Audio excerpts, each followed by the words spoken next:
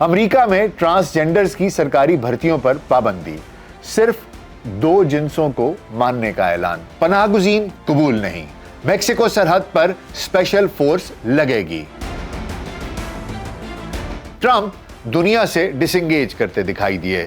Trump Ukraine جنگ بند کرانے کے لیے پوٹن کو پرانا دوست کہنے لگے۔ دنیا میں جہاں ضرورت پڑے گی زور زبردستی بھی کریں گے۔ آخر ٹرمپ کی 3 پرونگڈ پالیسی کیا ہے؟ آئیے اس پر بات کرتے ہیں۔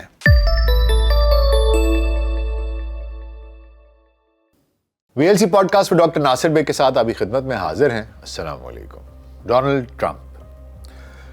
ٹرمپ جو کہ ایک بار پھر دنیا میں جسے کہ لوگ سپر پاور کہتے ہیں، سپر پاور کہلائے جانے والے ملک امریکہ کے 47ویں صدر منتخب ہو چکے۔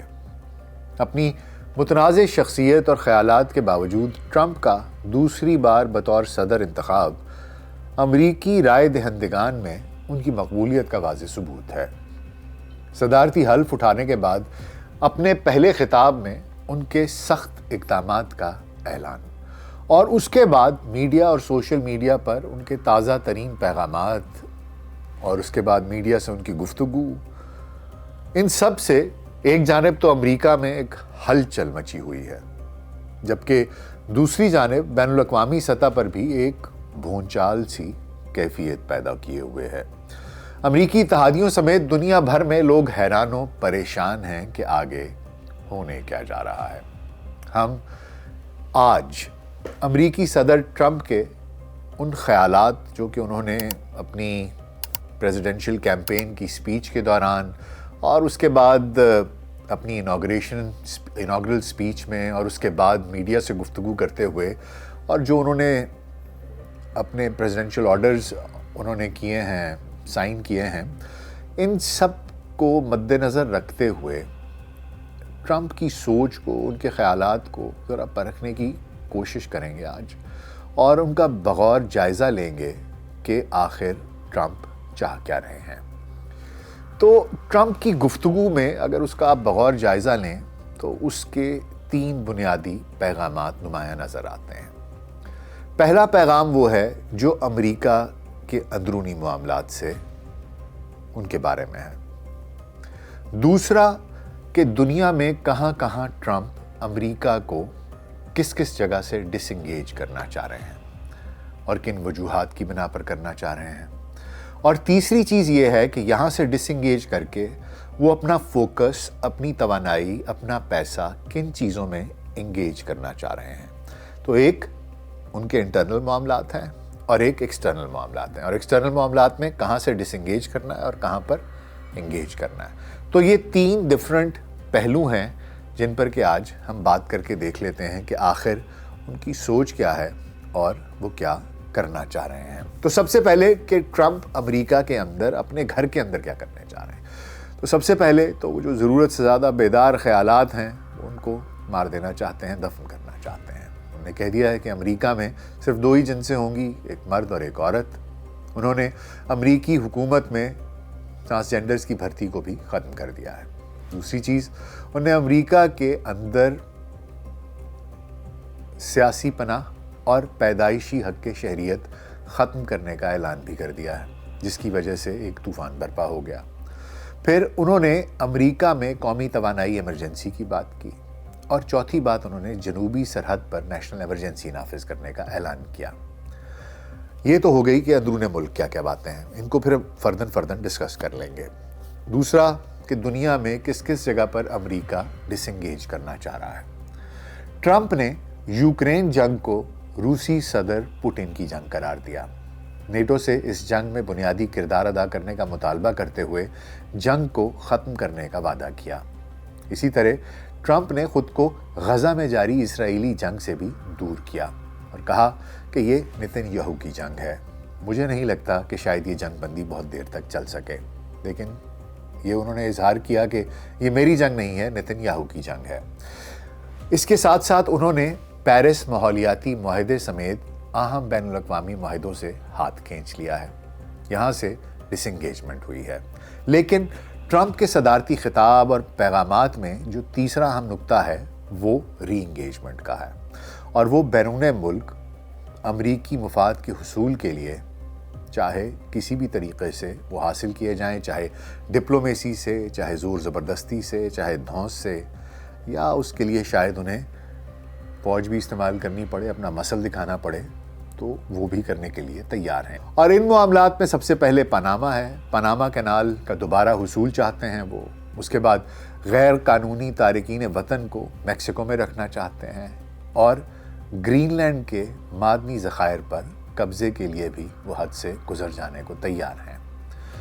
تو ٹرمپ نہ صرف ان سارے معاملات کو کر گزرنے کے لیے تیار نظر آتے ہیں، بلکہ کچھ جلدی میں بھی ہیں، جس کی وجہ شاید یہ ہے کہ ٹرمپ سمجھتے ہیں کہ امریکہ کی تشکیل نو کے لیے ان کے پاس صرف 4 سال ہیں، بلکہ شاید انہیں یہ خوف بھی درپیش ہے کہ اگر Republican party mid term election ہار جاتی ہے تو شاید یہ عرصہ 4 سال کا بھی انہیں میسر نہ ہو سکے۔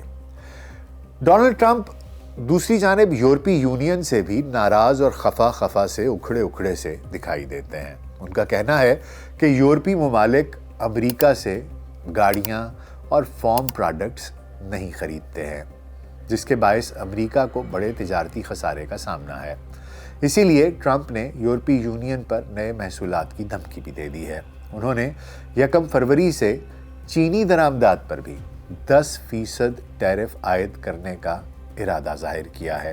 یہ تو ان تینوں معاملات کی ایک سمری ہو گئی۔ تو اب اس طرح کرتے ہیں کہ ایک ایک کر کے صدر ڈونلڈ ٹرمپ کے ان بنیادی خیالات کے امریکی معاشرے اور دنیا میں اثرات کے بارے میں بھی ذرا غور و خوض کر لیتے ہیں۔ تو سب سے پہلے ٹرمپ کے ٹرانسجینڈرز کی فوج میں ملازمت پر پابندی پر بات کر لیتے ہیں۔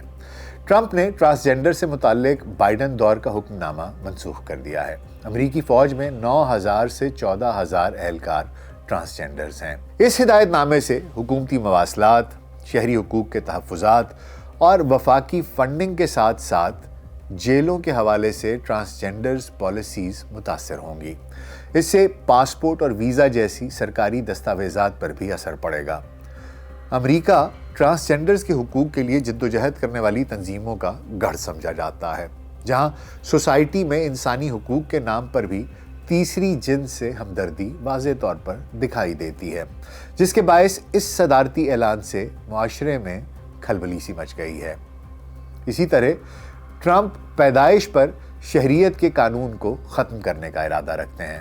دراصل امریکی آئین میں 14ویں ترمیم کے ذریعے پیدائش پر شہریت کا قانون عمل میں آیا تھا، جس میں کہا گیا تھا کہ امریکہ میں پیدا ہونے والے تمام افراد امریکی شہری ہیں۔ امریکی آئین میں یہ 14ویں ترمیم دراصل خانہ جنگی کے اختتام پر 1868 میں کی گئی تھی۔ ملک میں 1865 میں غلام رکھنے کو ممنوع قرار دیا گیا تھا، جبکہ 14ویں ترمیم میں آزاد کیے جانے والے ان غلاموں کی شہریت کی بات کی گئی تھی جو امریکہ میں ہی پیدا ہوئے تھے۔ سن 1898 میں امریکی سپریم کورٹ نے ایک مقدمے کے دوران یہ اصول طے کر دیا تھا کہ پیدائش پر شہریت کے قانون کا اطلاق پناہ گزینوں کے بچوں پر بھی ہوگا۔ یہ تو اس قانون کا بیک گراؤنڈ تھا۔ اب ٹرمپ نے حلف اٹھانے کے بعد ہی پیدائش پر شہریت کی تعریف کے حوالے سے ایک ایگزیکٹو آرڈر پر بھی دستخط کر دیے ہیں۔ تاہم امریکہ میں شہری آزادیوں کی یونینز اور انسانی حقوق کے دیگر گروہوں نے صدر ٹرمپ کے ایگزیکٹو آرڈر کو فوراً چیلنج کر دیا ہے، جس سے واضح ہے کہ ٹرمپ کو ایسا کوئی بھی اقدام کرنے کے لیے بڑی قانونی رکاوٹوں کا سامنا کرنا پڑے گا۔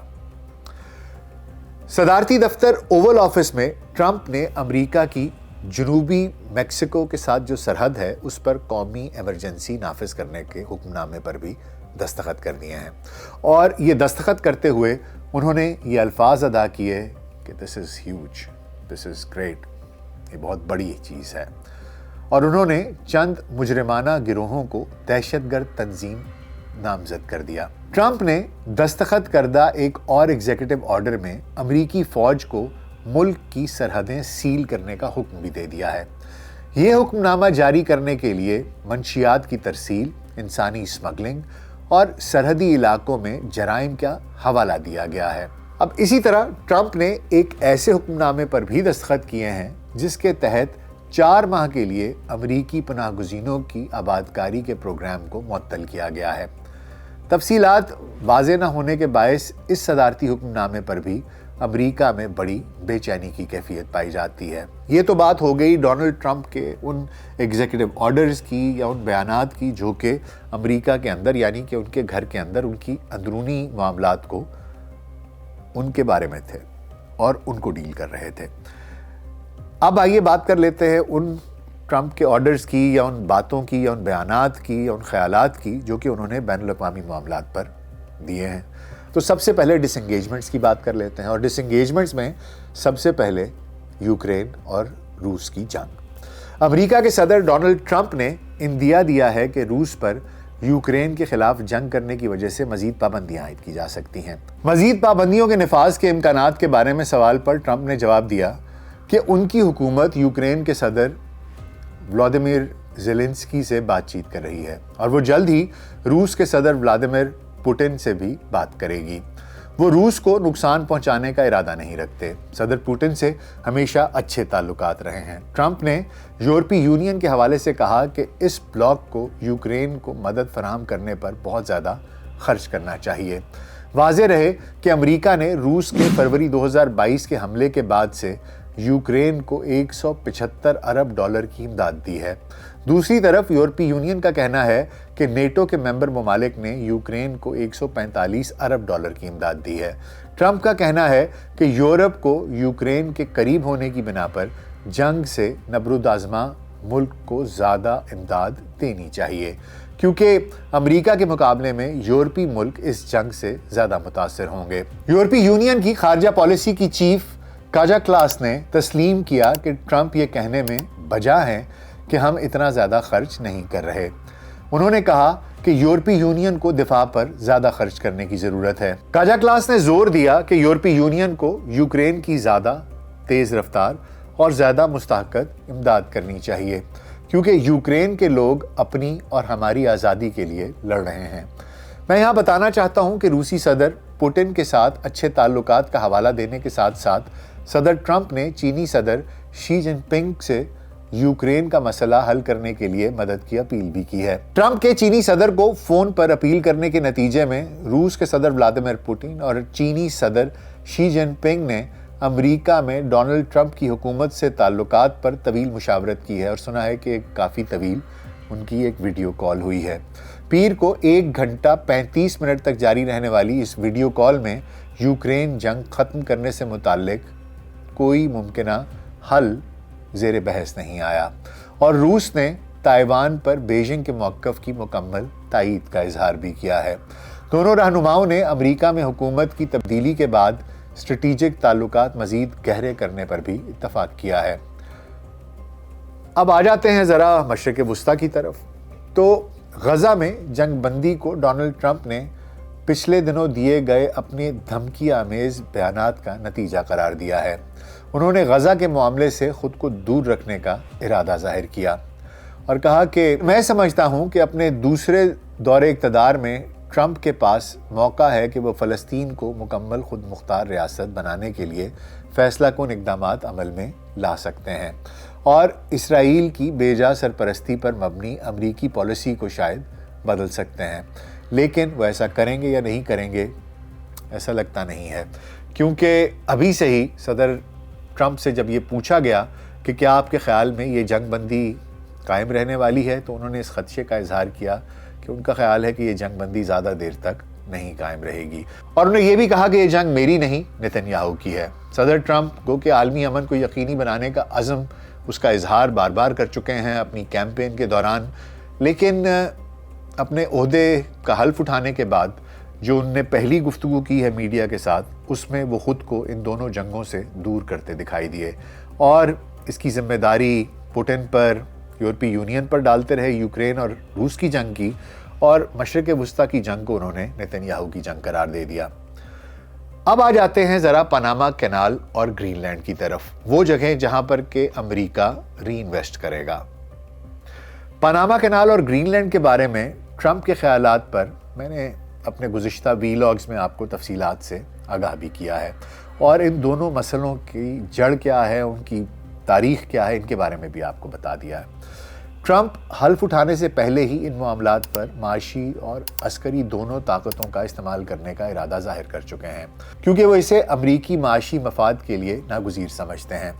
اسی طرح ٹرمپ نے خلیج میکسیکو کا نام تبدیل کر کے خلیج امریکہ رکھنے کا ایگزیکٹو آرڈر اس پر بھی دستخط کر دیے ہیں، اور اپنا ایک پرانا ارادہ تھا ان کا یہ، جو انہوں نے پورا کر لیا ہے۔ امریکی صدر ڈونلڈ ٹرمپ کی اپنی دوسری ٹرم میں عالمی سطح پر کیے گئے ابتدائی فیصلوں میں عالمی ادارہ صحت سے علیحدگی اور پیرس کے ماحولیاتی معاہدے سے دستبرداری میں بھی وہ بھی ایک بہت اہم فیصلہ دکھائی دے رہا ہے، کیونکہ عالمی ادارہ صحت WHO سے علیحدہ ہونے کا عمل شروع کرنے کی منظوری بھی دے دی ہے، اور انہوں نے کہا ہے کہ یہ بہت بڑا کام ہے۔